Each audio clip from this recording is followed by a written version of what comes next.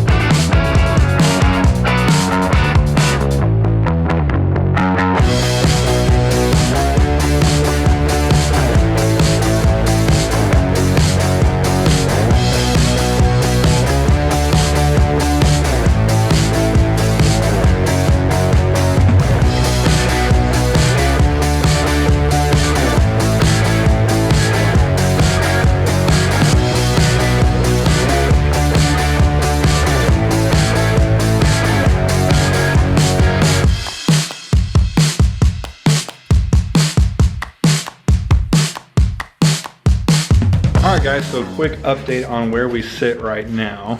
We've gotten most of the covers off, primary, derby, transmission, and now we are working on the rocker boxes, which have turned out to be a lot more of a problem than we first anticipated. Mostly because but a lot more? Not a lot more. Not a lot more? Mostly because this right here, which is the coolant lines, which we had to end up draining the reservoir. Which I know if I would have done that, it would have made wrapping the lowers a lot easier, but I didn't know we were gonna have to do that. That was completely news to me. But now we're just chugging along, gonna get these rocker boxes off. Good news is though, is that I didn't realize that the rocker boxes were in 2 separate pieces, which means when we take this to powder coat, this is gonna go black, and then this piece is gonna go red. It's gonna be a lot more red on this side because there's a lot more of this piece showing. But for example, on this side, all this is gonna be black, and just this line below, this cut right here, is gonna be red. So I think that, along with a blacked out motor, is gonna look real good. But we still have work to do, so let's get back to it.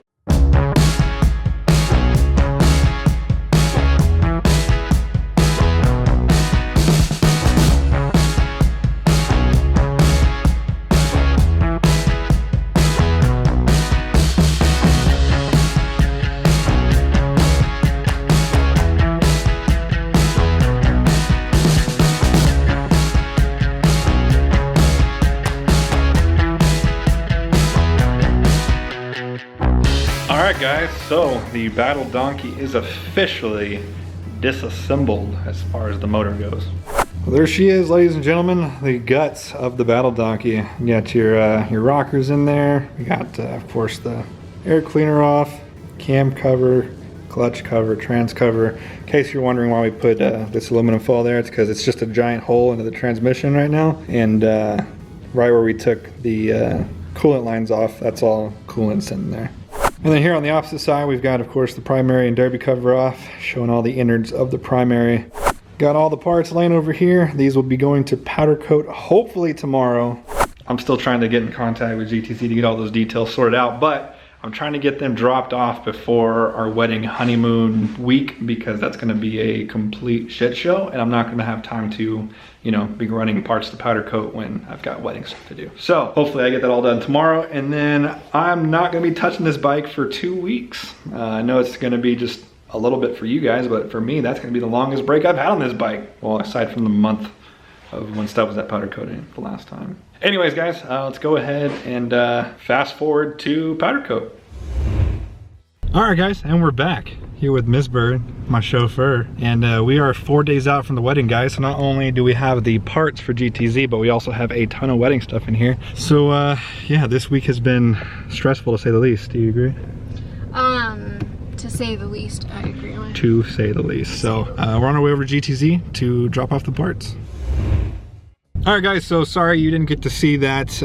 We just went ahead and dropped off the parts. I was really focused on talking to Robert about getting everything taped off properly. This is the first Milwaukee 8 that he's done, so the rocker boxes and derby cover are fairly different than what he's used to. But, and then Miss Bird, of course, was busy getting wedding stuff situated. She's usually my extra cameraman, but you're gonna have to give her a pass on this one for, you know, being our wedding planner. Please give me a pass. I had to text like 14 people while you were doing that. Also, don't make fun of her coat. It's like 40 degrees right now, so it's actually somewhat cold right now. My ears are all red. We have a freeze warning tonight, so this coat is... This is like our 3rd freeze warning for the year. There was a meme, and it said, text, yo Spring, you coming through? And Spring replied and said, who there though? For real. I put one up and said Texas in March. Winter starts in the morning, spring kicks in around 11. Yep. Summer's hitting around 2 o'clock, and then fall comes in the evening, which is very, very, very accurate. We see temperature swings from like the 30s up to the 90s pretty much all throughout March. So, all right guys, let's jump into our time machine and warp past our wedding, our honeymoon, and a week of powder coating stuff. Ready, go. And welcome back, Bird Brains. It's been a long time since I last talked to you guys. A few things have changed. I got married, guys. Oh my God, look at it. Oh, by the way, give me 1 second. I want to show you this. So the inside of my ring, I got red. And look how closely it matches the red on the Dyna. How dope is that? And also, before you guys ask, yes, these are new glasses. These are the Epic Eyewear Adam Sandoval Ride magnetic arms, and they do stick to stuff. Right now I'm just kind of wearing them around to kind of be able to get my feedback on them. So review on these will be coming very soon. These are not prescription, but I can get them in prescription if I want. So these are the photochromatic ones, so they're supposed to get dark when you get in the sun. But I want to give a good long test before I give you guys any recommendations or reviews on them. But yeah, keep a lookout for that video. You're here for the Ultra, of course. And good news, our parts are done. So we're gonna hop in the cage here and go pick them up over at GTZ Powder Coating. Let's go. And we are back, guys. Sorry I didn't show you a lot of the whole GTZ thing. It's kind of hard to film there because like it's his house and I kind of want to respect his privacy, but whatever. The parts are here. The parts look awesome. All right, so here we have it. This is the top of one of the rocker boxes. So this will be sitting up here on the motor like so. One thing I wanted to point out about getting parts for your motor powder coater, this is actually pointed out to me by the parts guy over at Harley, is even though they, I mean, as you can see, GTZ did an awesome job of taping off where the gaskets go and things like that. If you look, here's one good example of it. See if I can get this to focus. If you look right here, especially where these letters are, this is some of the medium from when they sandblast the parts. As you can see, it's kind of like a sandy, it's basically sand, basically dark sand. You want to make sure you get all this stuff out of the inside of the parts, because if not, oil's going to splash in there, wash it off into the motor, and that's never good. So shout out to that guy for helping us out here. I probably would have seen it, but who knows, probably not.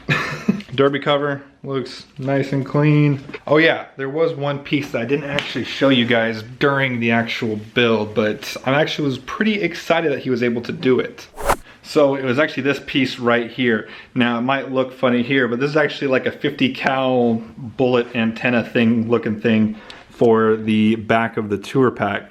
Now it did come with a red tip, but the red was definitely darker than the red that we have on the rest of the parts. So thankfully with this antenna you were able to remove the tip, which I did, and sent it off to GTZ so he could color match the tip for me. So we now have a 50 cal antenna with a color matched red tip.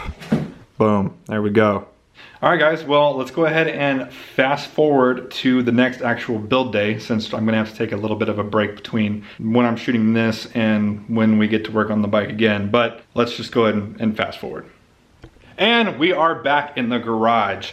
We've got our parts here, boom, parts. We got our bike here, boom, bike. And we've got the entire day ahead of us. Now, we've got about 2 hours until Super Dave gets here. We still have a lot of work that we can do before he gets here. Honestly, I could probably do it all by myself, but I'm just not really confident with this portion of it, with these, you know, having to go back on and get rerouted and all that stuff, and then this thing is loose too. But I'm confident with the cam cover, trans cover, all the cover stuff, especially on the bottom portion.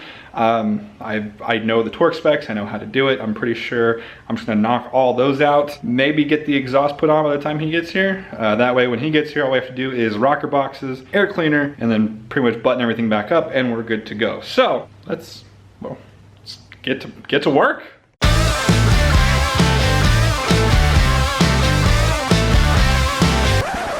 So some good news and some bad news right off the bat. These parts are a lot dirtier than I thought they were.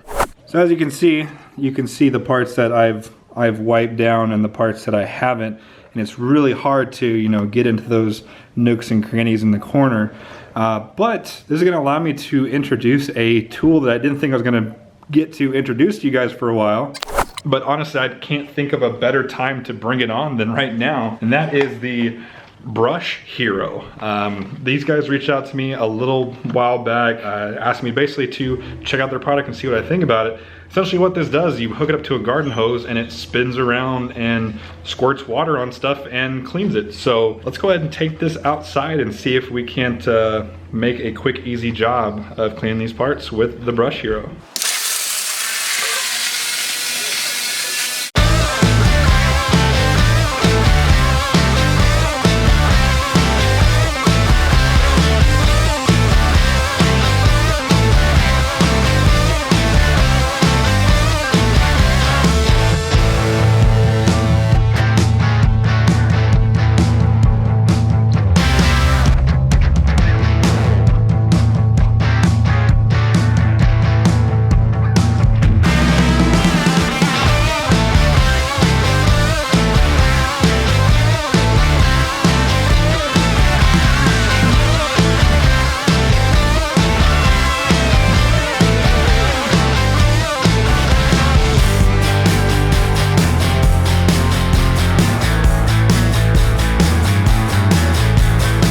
So we got everything cleaned up. This little guy is awesome. So it's got a little knob right here where you can turn it on and off. It connects to a standard garden hose and it comes with 2 brush heads. This one I was using was the tough one. This one's very comparable to like a toilet bowl brush.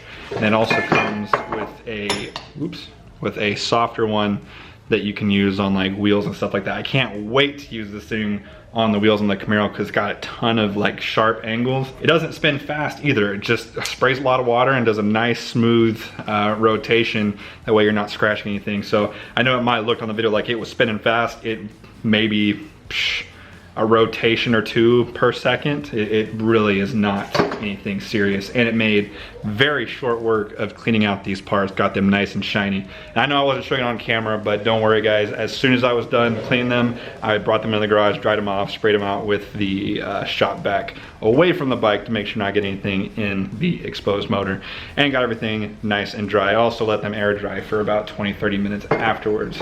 So now to get onto the covers and everything, and I also wanted to show you guys something here. I know there's been a ton of comments lately about service manuals and stuff like that. hdforums.com, you can get pretty much any screenshot of any service manual you want. So I've got all the not only the torque specs but also the torque patterns, because you have to do them in a certain order to get it nice and flush, or Harley recommends you do it in a certain order to get it nice and flush. So I got all that stuff on my phone. I know someone's gonna bring it up. Don't worry, we're good on that. We got all the specs, all the patterns. So now let's go ahead and start putting stuff on the bike.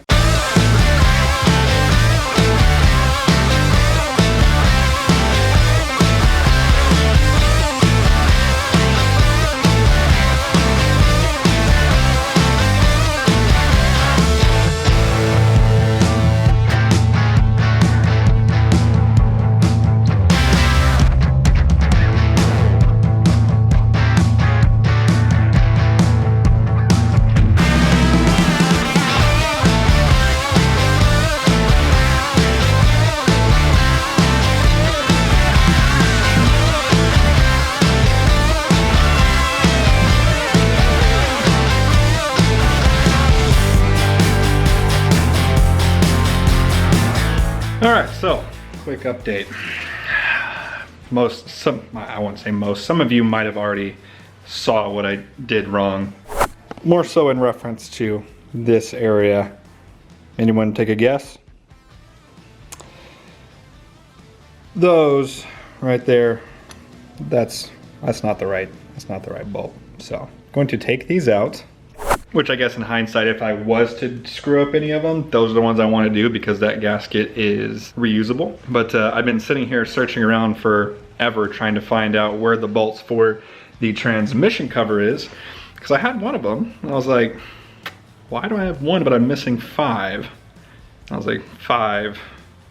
I used 5 on the derby cover. And then I went over to my parts bags and found out that I had a bag clearly labeled derby cover that had 5 torque screws in there. So rookie mistake, but let's go ahead and fix it.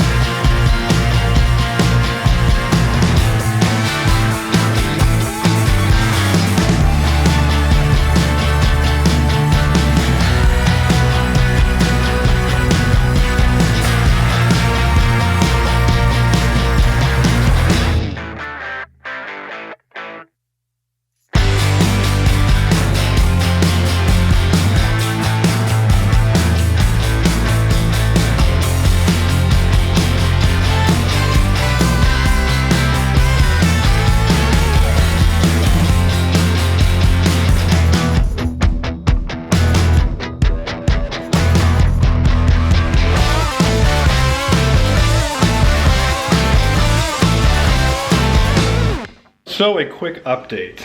We got both the rocker boxes. Wow, this really looks pink on camera. Why'd you powder coat my boxes pink? Okay, well, not pink, I promise you. It just looks really pink on camera. It's the same color as every other piece. But we went to go put on the coolant lines, which is this mother right here. The devil. Yeah, also referred to as the devil. We realized that one of the O-rings, focus, there we go. One of the O-rings is missing from there. We checked where it came from on the bike, it was not there. We checked all around the table, it was not there. We checked all along the floor, and it was not there. So, this entire bike right here is going to have to wait to get finished because of one O-ring. Good news for you guys is that, you know, with the power of editing magic, it's right now. And we're back for another day.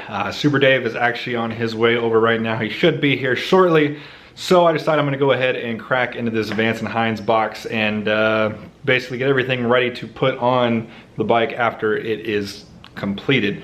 But first I want to remind you guys of our Patreon monthly giveaways. We're calling it the Patreon monthly give back. So essentially what this is if you are a member of the Patreon, you are automatically entered into the giveaway. For this month's giveaway, we're giving away any of these prizes that you see here on the screen. We pick 3 winners every single month, guys. So if that sounds like something you're interested in, go ahead and click the Patreon link down below. Not only do you get entered into the monthly giveaways, but you also get behind the scenes access to everything you see here on the build series, as well as everything else on the channel. You get to get early access to videos, things of that nature. Also get your input on what we do to future builds. So like I said, link down in the description, and hopefully I will see you guys over there. But other than that, let's get back to work.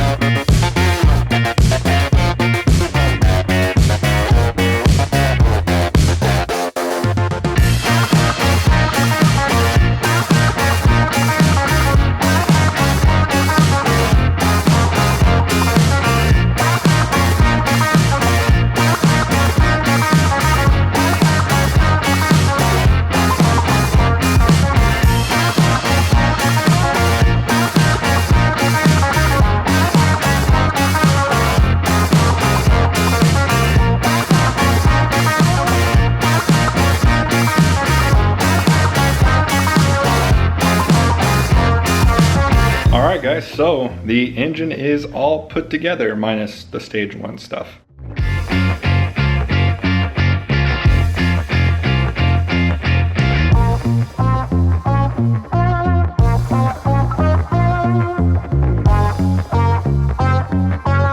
Once again, huge shout out to Super Dave over at Extreme Power Sports. He's told me that a few of you bird brains have already stopped by to see him, and that's awesome, guys. Continue to support him. Continue to support anybody who supports this channel. Give a blanket statement there, but I need to explain some things before we go any further. So I know a lot of people have already been asking and are probably already typed out in the comments in this video is, if you had all this undone, why didn't you just go ahead and do the cams? Well, trust me, that thought crossed my mind, but here's why. So first off, you guys have to remember I'm not doing this bike build as a regular bike enthusiast. Obviously, that's not the case when we're doing stuff on YouTube because, first off, filming everything takes way longer. I could have had this bike done months ago if it wasn't for filming and getting sponsors lined up and all that stuff. But sponsors has a lot to do with it. So, stage 1 is coming from Vance and Hines. If I'm promoting a stage 1 Vance and Hines kit, I want to be able to show what that kit does. Hence why we held off on the cams.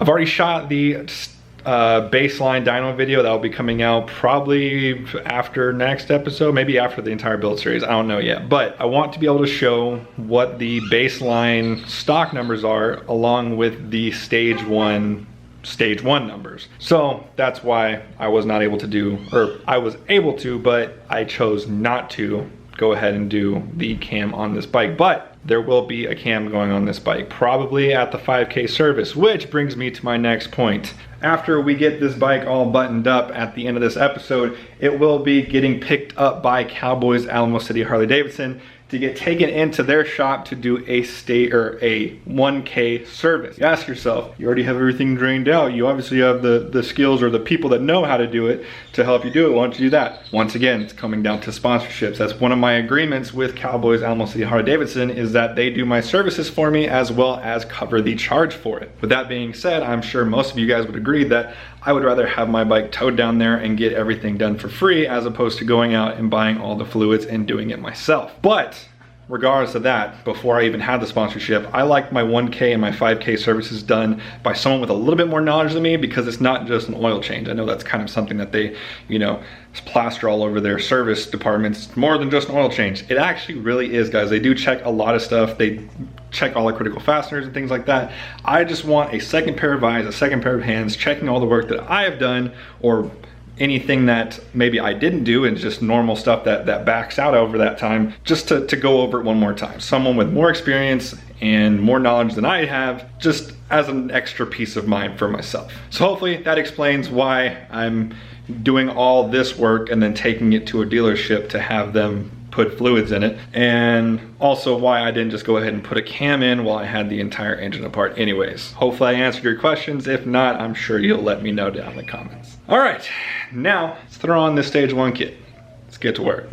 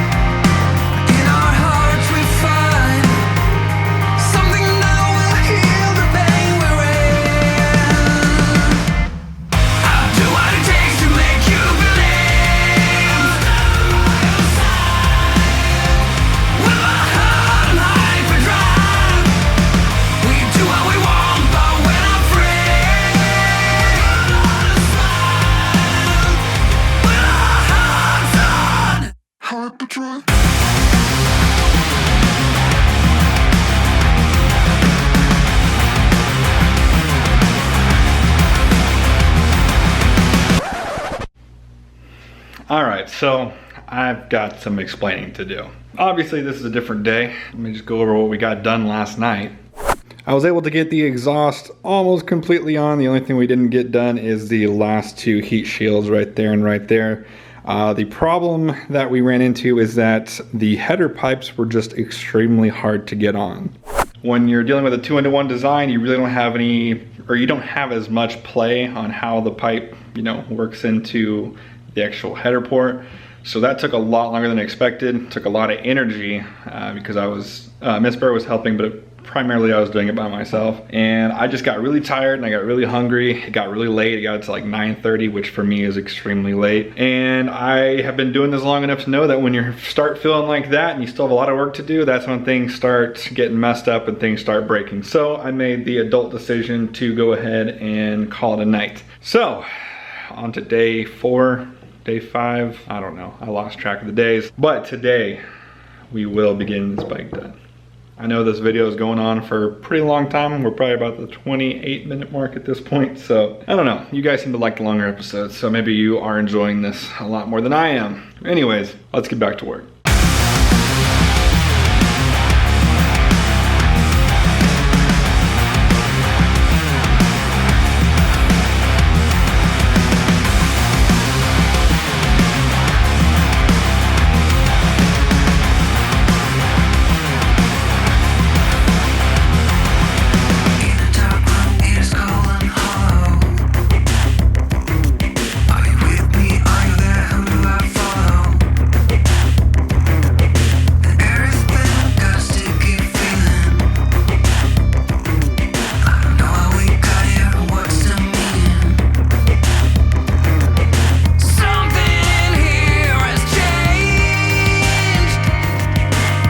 What feels like hours, well, it was hours, the exhaust is finally done. I was starting to get worried because they have spacers that push out the floorboards, and I already had my floorboards pushed out for the Ciro3d highway boards, but thankfully I was able to just move their extended bolt to the shorter bolt and use Vance and Hines longer bolt for that.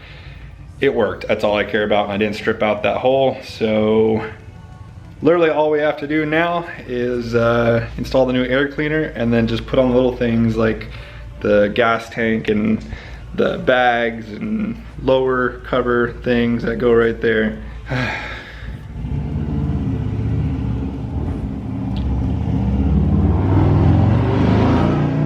That's Super Dave, by the way. He also has a Vance and Hines Pro pipe, but he has a 94 Ultra Classic, I think. But yeah, I can see the light at the end of the tunnel. I'm hoping that's the light and not a freight train coming right for my head. So, final stretch, guys. Let's do it.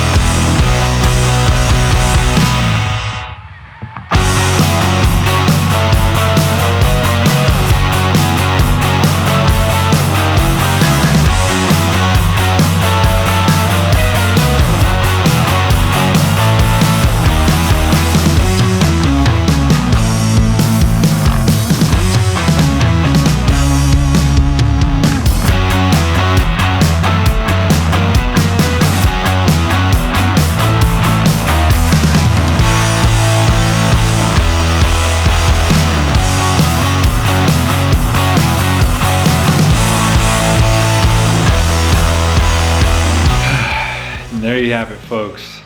The Battle Donkey is officially put back together. You might be asking yourself, what's with all the blue tape? Well, with someone else picking it up and taking it to a dealership, a lot of different hands are gonna be on it, and I wanted to make it very known that there was no fluids in it.